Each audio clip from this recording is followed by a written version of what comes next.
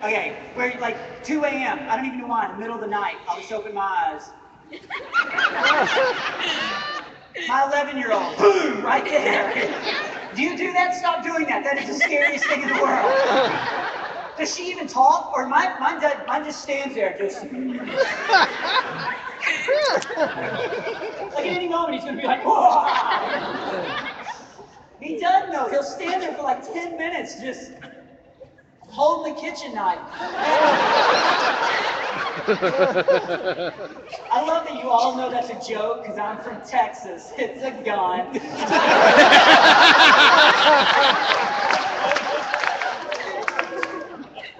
But I do. I think, honestly, we've got to keep family the core value. You know, I love being a dad. And I'm not standing in front of you saying that I'm a great dad. I try to be a great dad every day, but there's things I'm never going to be good at. I'm just going to be honest. Like, first of all, one of the jobs of a dad is a protector. So me, I'm the protector of my family, me. First of all, I got the wrong body, okay? Like, I weigh 152 pounds. I look like I went to a blood bank and forgot to say when. I'm the only guy here that can use chapstick as deodorant. And second of all, this is my real voice, okay? Like, anybody scared? Think about that. If you were a burglar breaking in downstairs at my house, and I was at the top of the stairs, would this scare you? Like, you better not be down there. What is that? I'm the only guy that can stand at the top of the stairs and go, you better get out or I'll call my husband.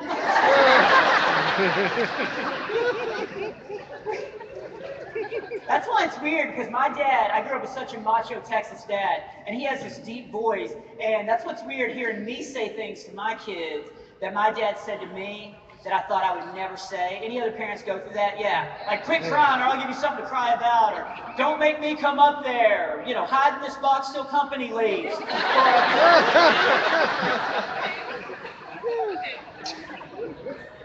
That may be a Smiley thing.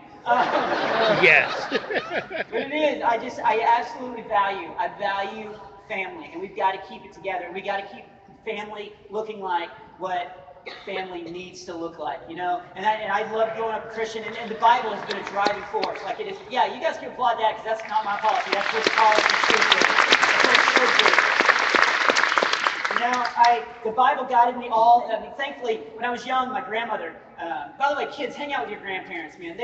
Grandparents are the coolest people in the world. They are, aren't they? They have the best stories. Some kids are like, I don't want to talk to my grandparents. Their mind is going, they say weird stuff. I'm like, dude, that's the best time to talk to them. It is. It's like channel surfing. You never know what's on. My grandmother would say that she bought a motorhome. She wanted me to drive her to California. And I was driving her to California, and this police officer pulled us over. He came up to this big Winnebago, this big motorhome. He's knocking on the side of the door. And my grandmother was like, shh, pretend we're not home. But she taught me to read the Bible. And she told me, read the Bible when you're young, okay? It has all of life's answers. And she said, read the Bible when you're young. It makes me mad that young kids never read the Bible. And of course, elderly people are reading the Bible like crazy because, you know, it's like they're trying to cram for a final. And it is. The Bible is so interesting, guys. And it should be what we base all our decisions on. I believe that as a Christian, you know. And, you know, because and it's not boring. Even this morning, I was reading about doubting Thomas, you know. I don't know how many of you guys are full on, like, seriously. I mean, doubting Thomas, he doubted one time. One time on a date, I laughed and a snot bubble came out. I don't want to be known as Snot Bubble Bob the rest of my life. I will give a parenting tip. Find out what your kids are doing before they do certain activities, though, because I actually took my oldest son, Coulter, on a camping hiking trip, not realizing he had just gotten to the part where Abraham his son Isaac, and if you're not laughing right now, you're obviously not cramming for your final. I got out of the tent that morning, I was like, Coach, you want to go on a hike? And he was like, what? No. I don't see any lambs here. I want to go home. All I'm taking is my knife. I was like, that's hilarious. Now grab that firewood and that knife and let's go. But here's one of the biggest reasons why I'm invested in getting people to read the Bible. If you realize how much God loves you, it will set you free to love other people. In fact, I'm going to close with this. I had a great moment about 3 years ago. My oldest son came to me and he's like, I want to share a dream that I want to achieve, and I hope it's okay. And I was like, I'm your dad, man. I'm here to make your dreams come true. You tell me what it is. And he goes, I want to play in the band. And I was like, absolutely, man. We're going to do that. You're going to play in the band. We're not letting anybody get in the way, anybody change your mind, anybody stop you. And he goes, I want to play the trombone. And I was like, hang on, we're going to re-examine all this. Have you ever heard a middle school kid play the trombone, or what I now call Satan's harp? I want to learn the guitar because I'm going to be honest, as a dad, I was thinking, what's the best instrument to learn? Because you see adults still playing the guitar. You rarely see. Anybody ever been out camping, sitting around a campfire, just so peaceful? Hey, Ricky, did you bring your trombone?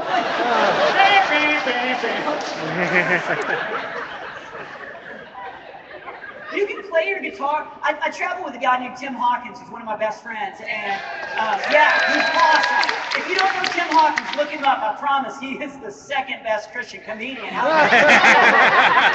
And I've got DVDs, and I also have comedy/devotional books that I did through Focus on the Family back there. That's great. I wrote for 7 to 13-year-olds, and it gets kids laughing, but gets biblical principle in their lives. And man, I'm so proud. I'm not saying that you got to, feel like you need to go support my 3 children. But one of my DVDs back there, I did with Tim Hawkins. He played his guitar. I stayed at his house. He played his guitar until his kid fell asleep in the crib. I was like, how beautiful is that? And then I thought, oh man, how messed up is my grandkid going to be? If my son's standing over the crib going, hey, little buddy.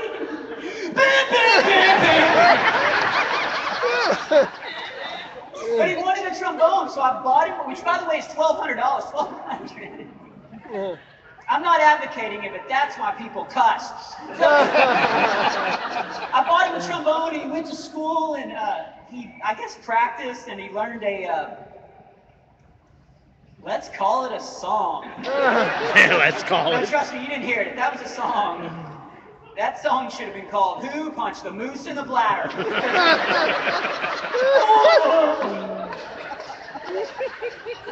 Even our dog was like, dude, you put me outside when I make noise like that.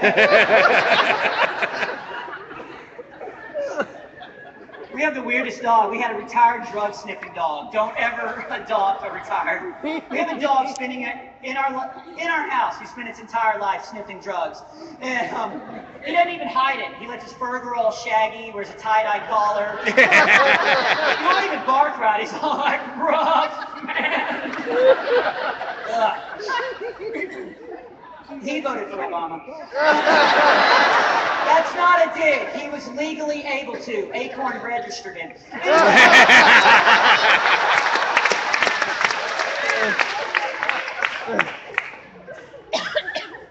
I love moments that we get where we can see how God must look at us. And here's the deal. My son was playing this song. It was not good. I'm going to be honest.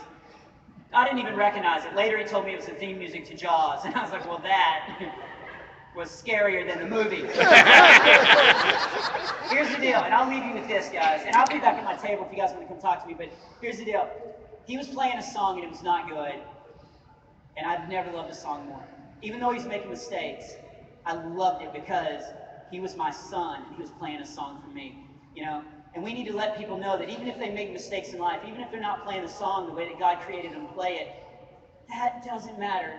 God is never going to stop loving them. And whenever we can get that out in the world and make people realize that love should guide us all, it was great. And again, I'll stop with this, but I was overwhelmed while my son was playing the song, and he looked up at me and he's like, what's up? And I said, man, do you realize how much God loves us? And he said, yeah. And then he said a great thing. He goes, yeah, God's amazing, but you're a great dad. And I was like, man, thank you. And he goes, in fact, I know. He goes, I got a surprise. I was like, what? And he goes, we learned 2 songs. Oh, no. Don't you play the other one? I was like, do I want you to play it? No, it is time for you to take your communion. So, Back to the NyQuil joke. It's an honor to be here, man. I love you.